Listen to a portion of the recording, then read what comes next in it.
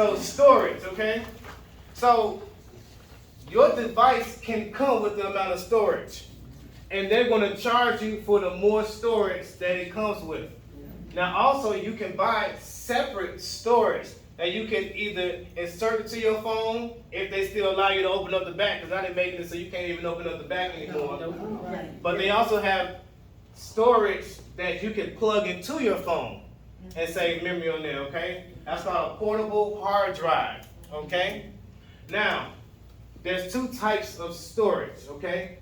One is called RAM, RAM.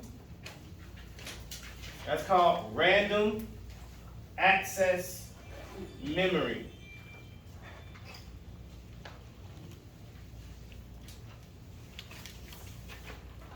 And then the other is called ROM. But my memory, I don't know why I can't remember what the O means. I'm sorry. But it's operating memory or something. And I think it is. But your RAM is memory for your task that you are doing right now, because it's designed on your brain. So RAM, think of RAM as your short-term memory.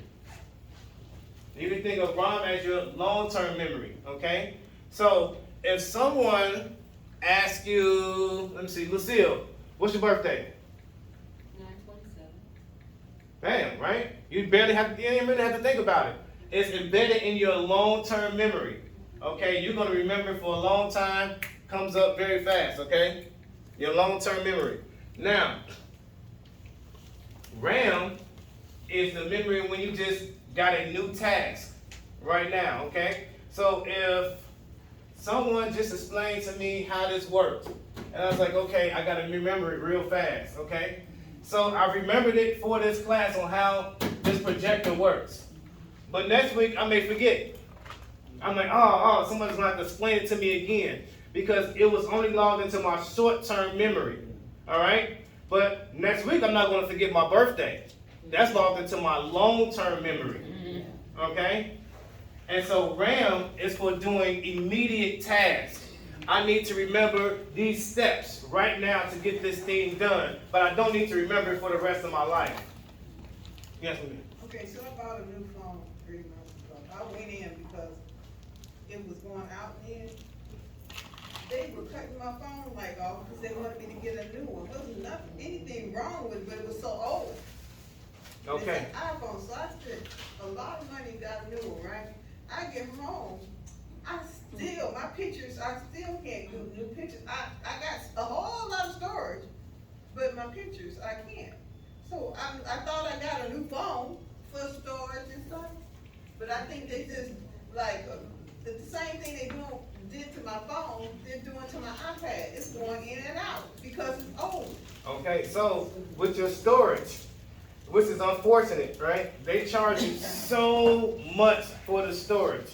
Like for my children's phones, I make sure each one of them have 128 gigabytes of storage. So they can download all these games and all the YouTube and all the Brawl Stars and keep playing. Now, when you buy these phones, unfortunately, they take up a lot of the storage with what's called bloatware. So if you buy your phone from AT&T, you're gonna see all these AT&T apps that you can't delete. And that's taking up your storage that you would think you can use. So they'll sell you, they say, hey, this comes with 16 gigabytes of storage. But 8 gigabytes of that storage is used up on the company's bloatware, which means you actually only have 8 gigabytes of storage that you can use, because who cares about how much storage I have? How much can I use? You know, yeah. Can you get rid of the bloatware without? No. That's why you have to get these. That's why you get these phones that are called unlocked. And one phone that doesn't come with bloatware is Google Pixels. That's why I specifically give my children a Google Pixel. It doesn't come with all the bloatware. They can use the whole 128 gigabytes for their games. Next phone I get then, for sure. Yes, So yes. what would you do in a case like that? Can you get rid of them? You can buy a new phone.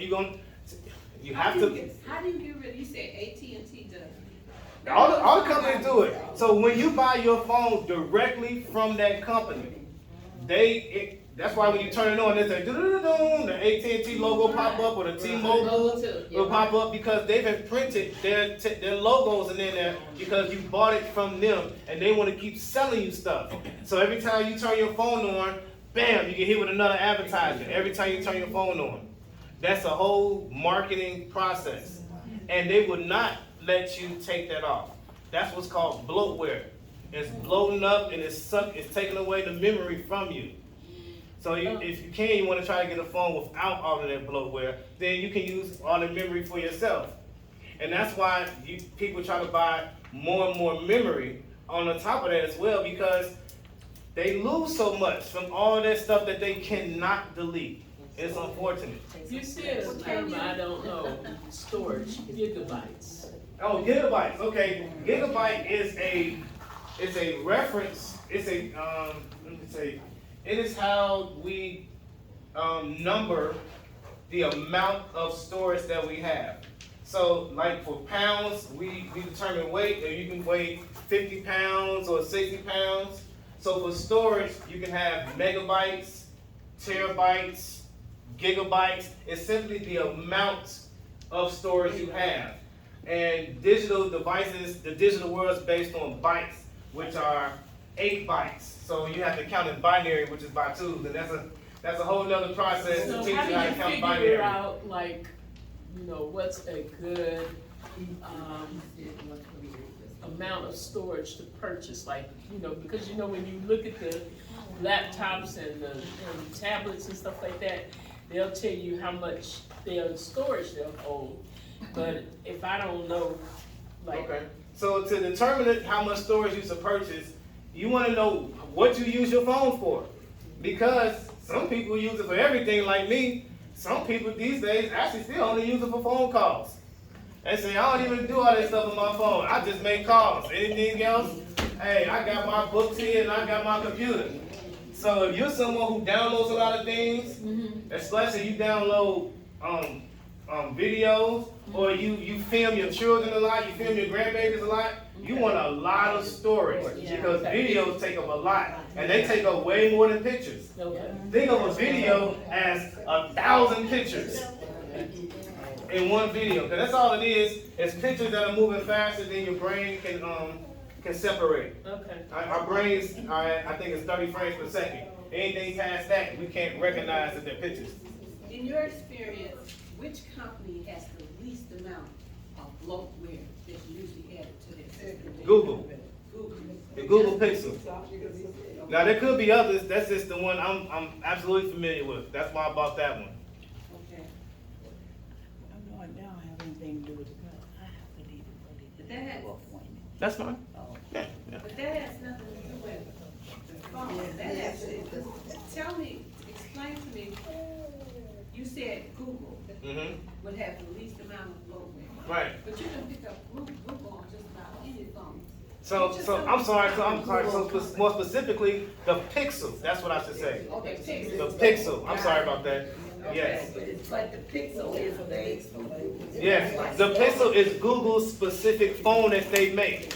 Now they make software for phones, but they also make an actual phone themselves, and it's called the Pixel.